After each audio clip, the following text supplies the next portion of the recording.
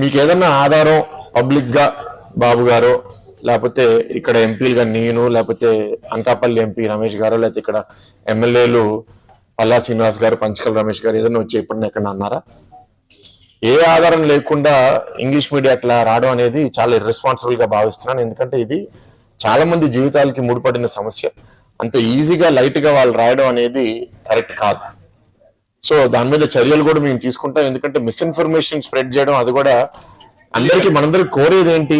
Steel plant కాపాడుకోవాలి, ఇక్కడున్న కార్మికులకి నిర్వాసితులకి అందరికీ జస్టిస్ జరగాలని మేము అనుకుంటుంటే దీన్ని ఎట్లా డీవియేట్ చేయాలి, ఎట్లా పొలిటికల్ గా పాయింట్స్ కొట్టాలి. వాళ్ళు పవర్ లో ఉన్నప్పుడు 5 ఏళ్ళు చేయలేకపోయారు, ప్రతిపక్షంలో ఉన్నప్పుడన్నా మా పని మమ్మల్ని చేయనివ్వచ్చు కదా. ఇవాళ బాగా రివ్యూ చేసామండి.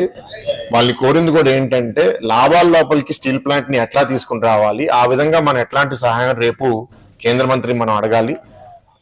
ఏదైతే సపోర్ట్ వాళ్ళు చేయగలిగితే మనకి వేరే వేరే సోర్సెస్, ఇందాక పల్లా గారు కూడా చెప్పారు, ఆ సోర్సెస్ నుంచి ఫండ్స్ అన్ని మనం తీసుకొచ్చి ప్రొడక్షన్ కెపాసిటీ పెంచుకోగలగాలి. ఇప్పుడు ఇంచుమించు హాఫ్ ప్రొడక్షన్ కెపాసిటీలోనే ఉన్నాము.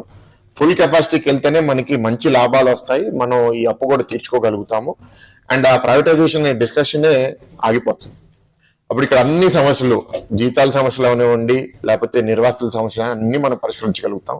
కానీ దీనికి చాలా కమిట్మెంట్ కేంద్ర ప్రభుత్వం నుంచి కావాలి. కాబట్టి రేపు మీటింగ్ లో చాలా స్పష్టంగా కేంద్ర మంత్రికి కూడా ప్రజెంట్ చేయాలని వాళ్ళ టీంతో కూడా మాట్లాడడం జరిగింది.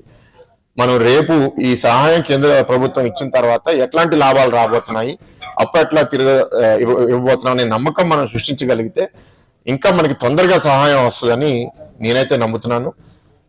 టీం కూడా మీ అందరికీ చెప్తున్నాను, చాలా మంది అపోహలు కూడా సృష్టిస్తున్నారు, ఇక్కడ పనిచేయరని లేకపోతే ఇక్కడ టెక్నికల్ నాలెడ్జ్ లేదని.